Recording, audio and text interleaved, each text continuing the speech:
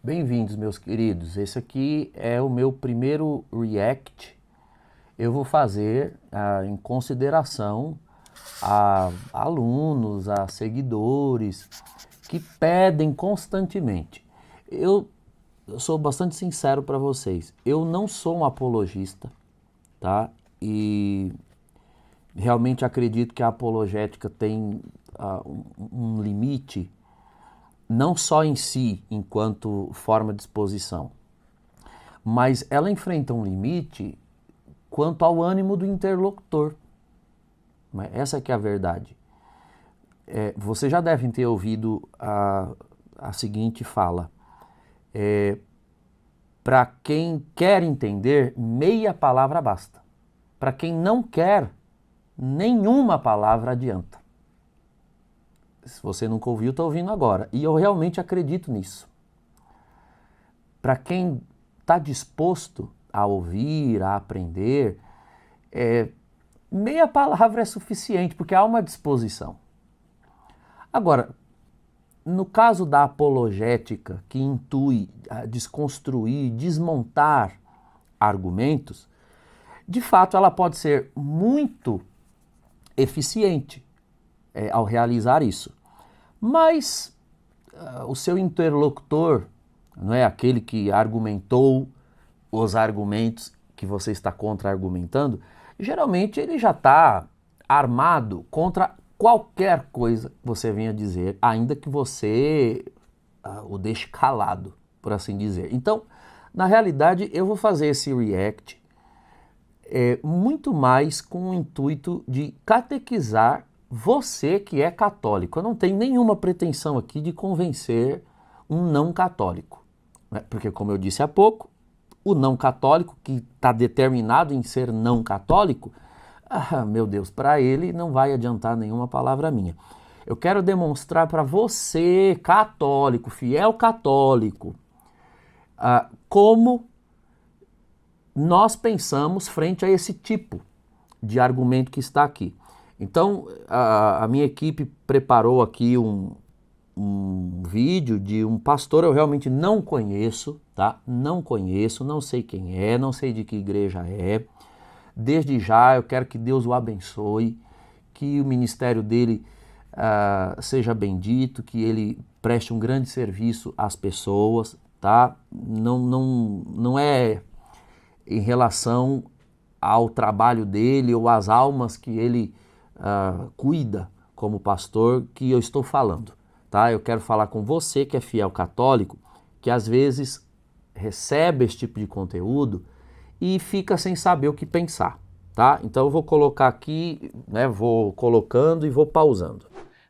Estou dizendo. E aqui está o que de fato mais me faz protestante. A gente podia falar, por exemplo, das imagens, que eles dizem, não tem idolatria, não. É óbvio que tem no meu vídeo, Por que não sou católico, é um vídeo maior, assista, eu falo um pouco sobre isso. Então tem um monte de coisa. É óbvio que não tem, né? Ele diz, é óbvio que tem.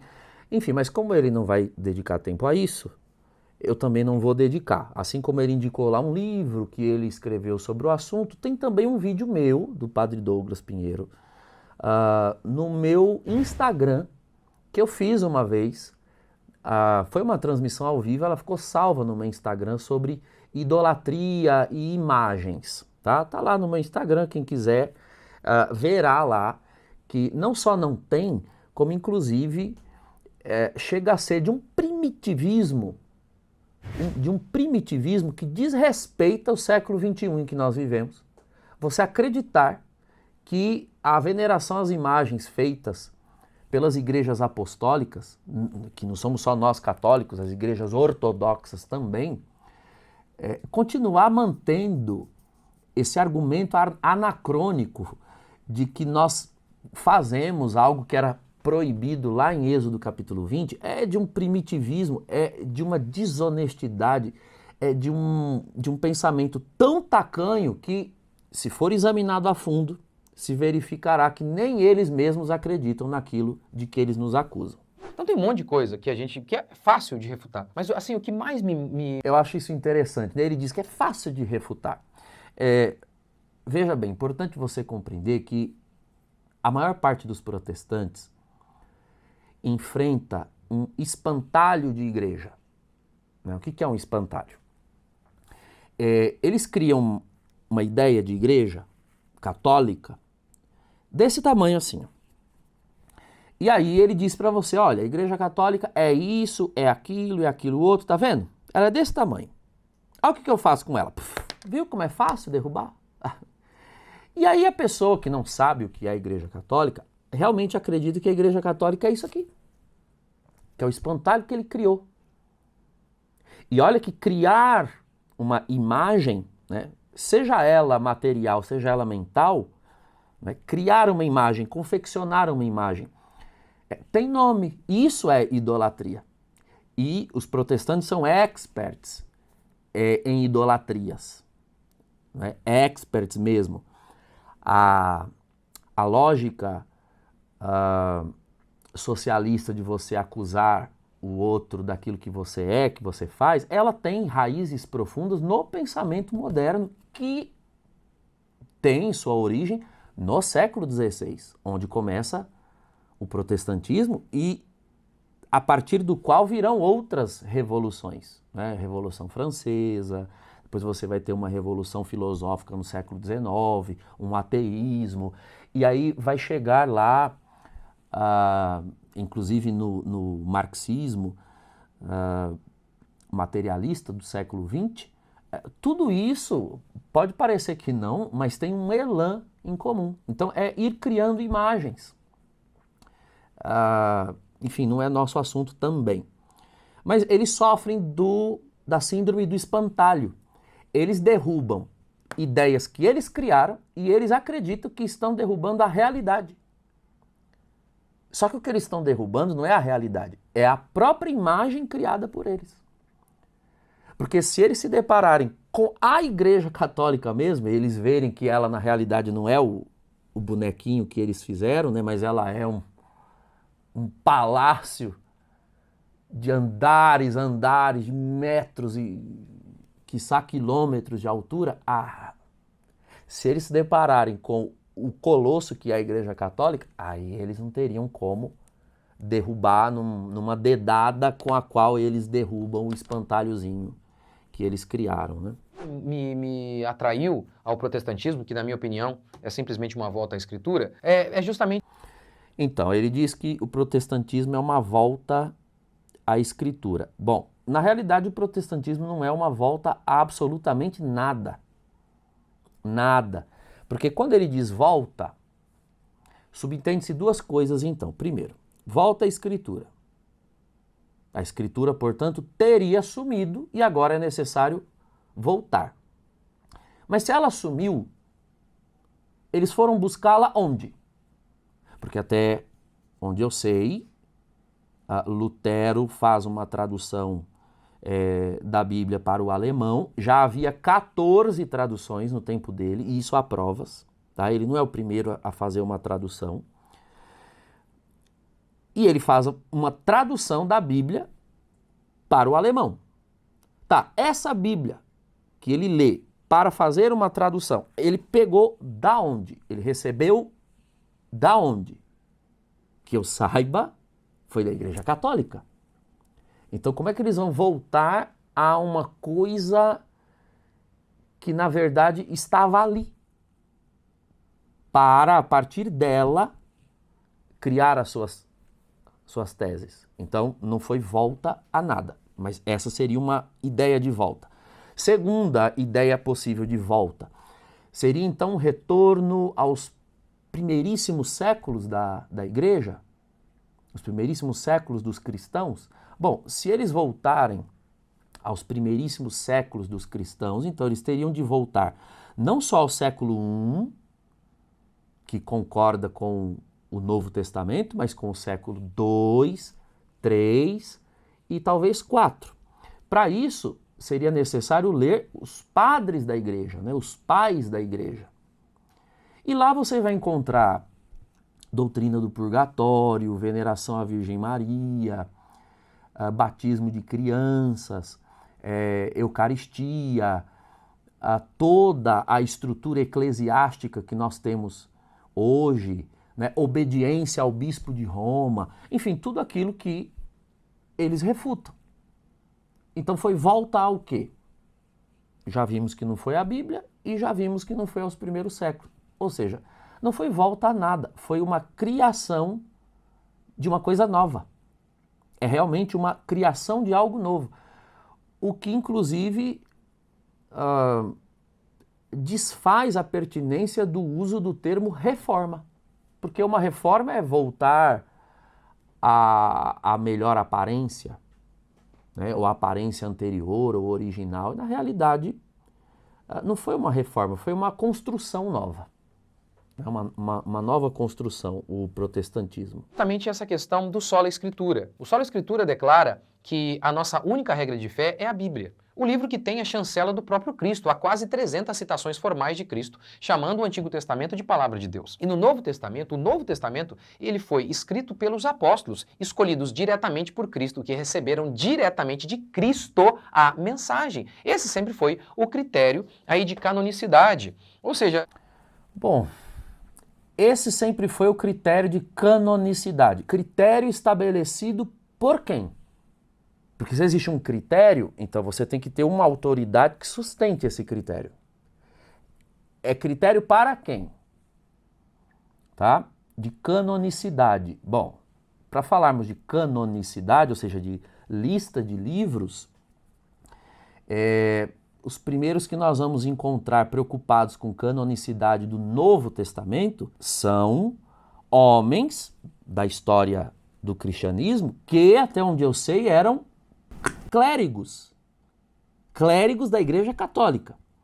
Nós estamos falando de Damaso, que era bispo de Roma, não é papa, portanto, São Jerônimo, que foi quem traduziu, né, o primeiro tradutor de que se tem qualquer tipo de notícia dos textos hebraicos e gregos para o latim, que era a língua vigente no século V, Agostinho e tantos outros. Eram clérigos da Igreja Católica. Então, se você está falando em critério de canonicidade, você vai buscar esse critério aonde?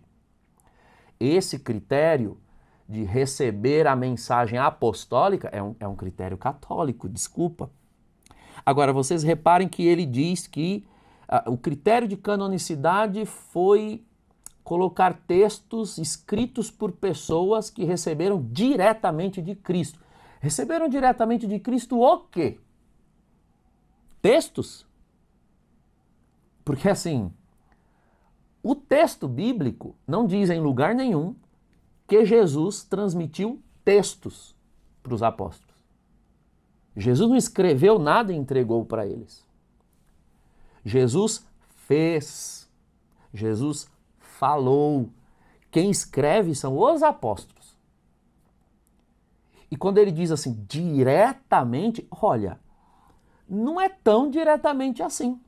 E não precisa muito esforço, não precisa ser um grande teólogo para entender que 80% ou 90% do Novo Testamento, já que é só do Novo Testamento que ele está falando, nós temos escritos por mãos que, até onde se sabe, não eram apóstolos.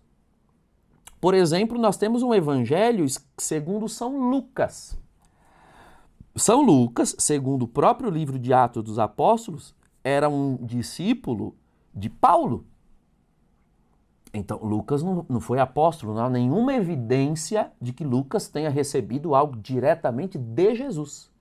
Nós temos também o evangelho segundo Marcos, que, segundo o próprio Novo Testamento, tanto Atos dos Apóstolos como as cartas de Pedro, Marcos foi um secretário, um discípulo de Pedro.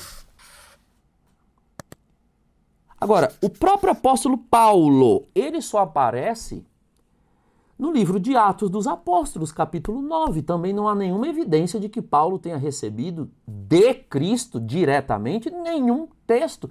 E, aliás, nenhuma pregação.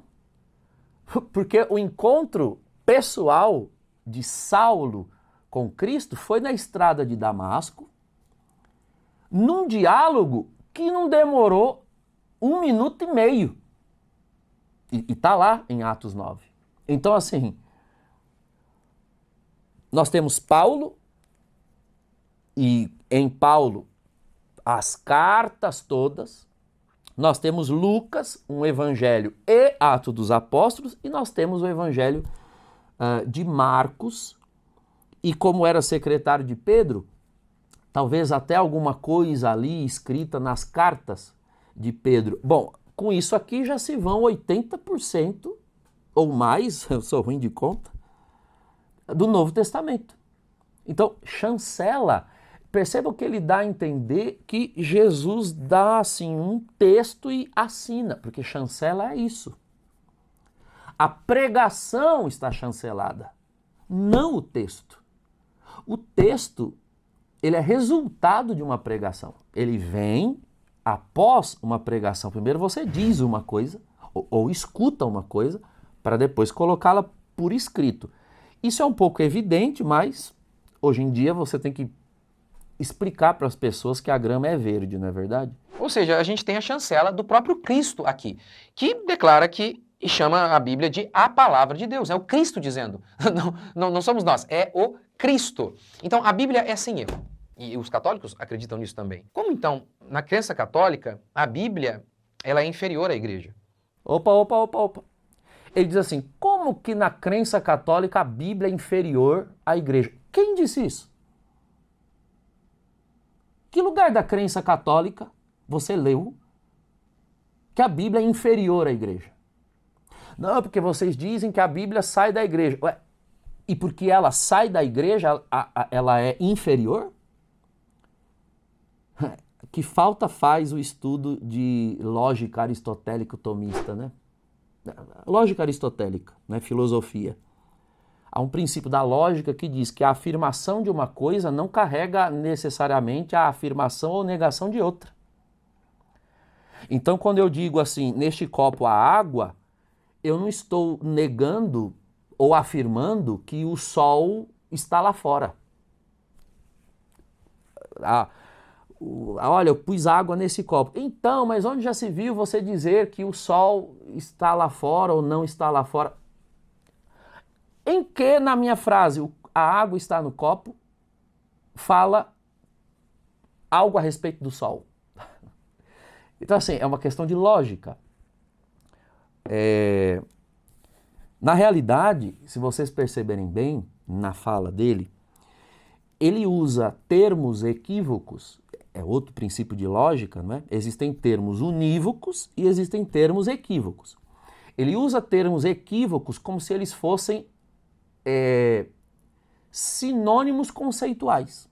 Vou explicar para vocês. Quando eu digo assim, água, tá? É um termo unívoco. Assim, água só quer dizer água. Quando eu digo essa palavra, você sabe exatamente do que eu estou falando. Agora, quando eu digo assim, perna,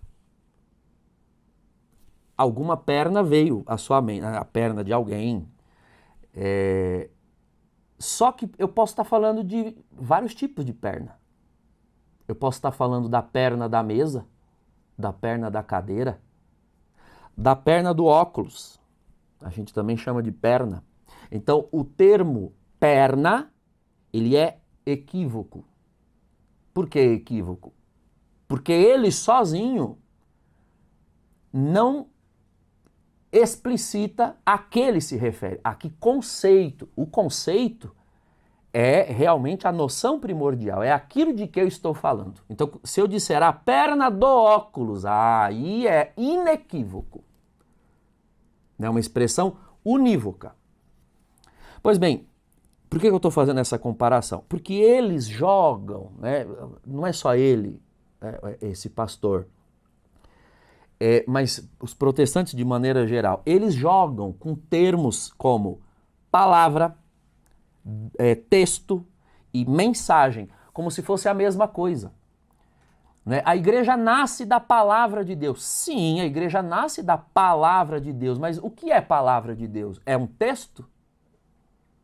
Que eu saiba, o texto o texto, Bíblia, diz que a palavra de Deus, antes de qualquer coisa, é o Filho de Deus.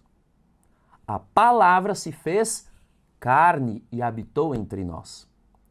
Então, a igreja nasce da palavra de Deus? Sim, mas é da palavra encarnada. Não é da palavra escrita, que é o que nós chamamos de texto. É o contrário. A palavra escrita nasce da igreja, que nasce da palavra eterna de Deus. O texto não é eterno. O texto não fez o mundo. O texto não está no céu. O texto não desceu, trazido pela mão de um anjo, assinado, né, como ele disse, chancelado por Cristo. Quem desceu do céu não foi um texto com letrinhas, não foi uma sopa de letrinha.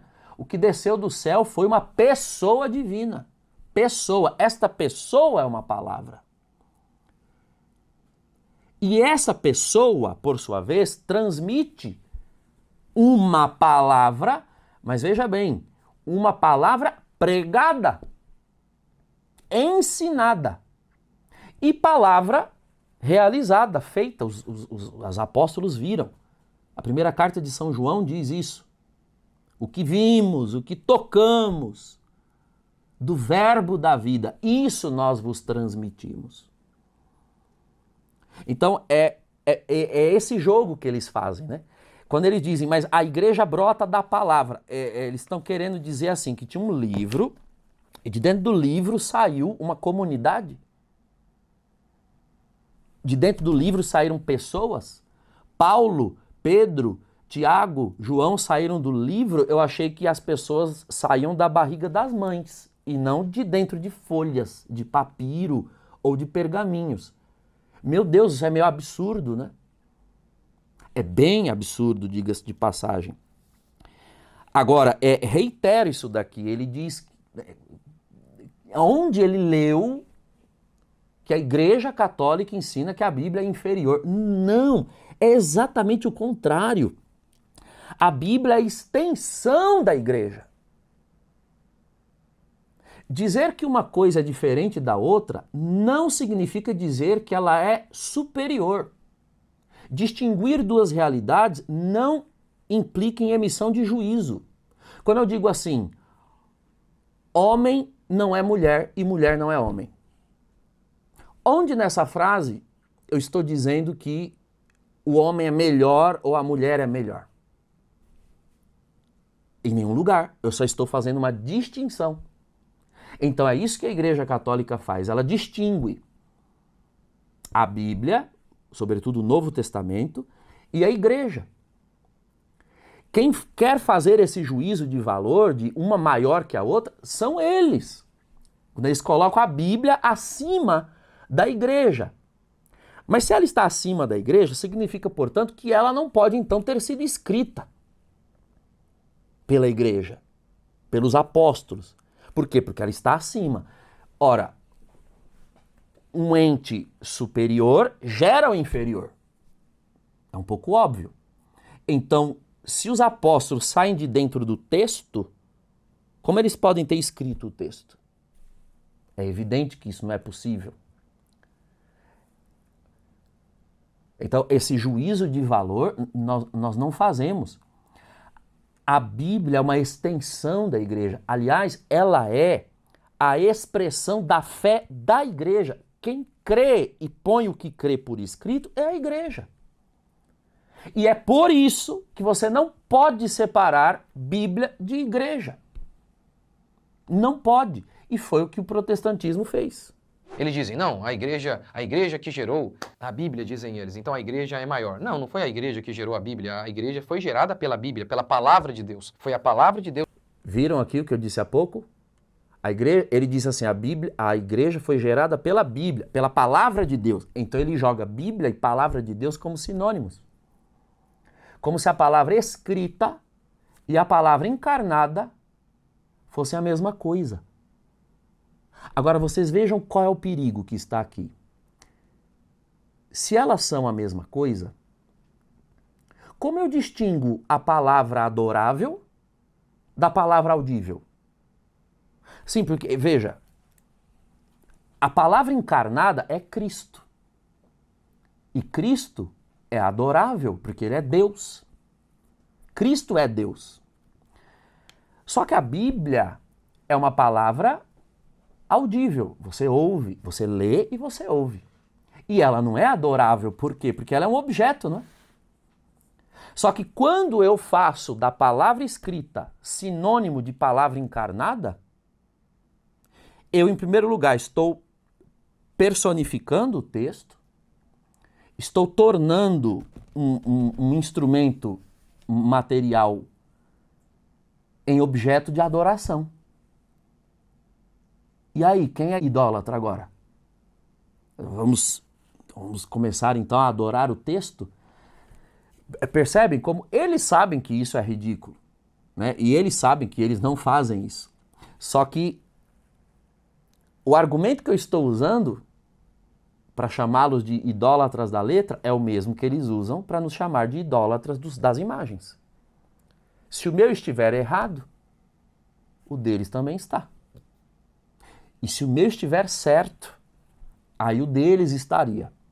Como eles sabem que o meu está errado, porque eles jamais vão admitir que são idólatras do texto, então a suposta idolatria das imagens vai ter que ser derrubada também.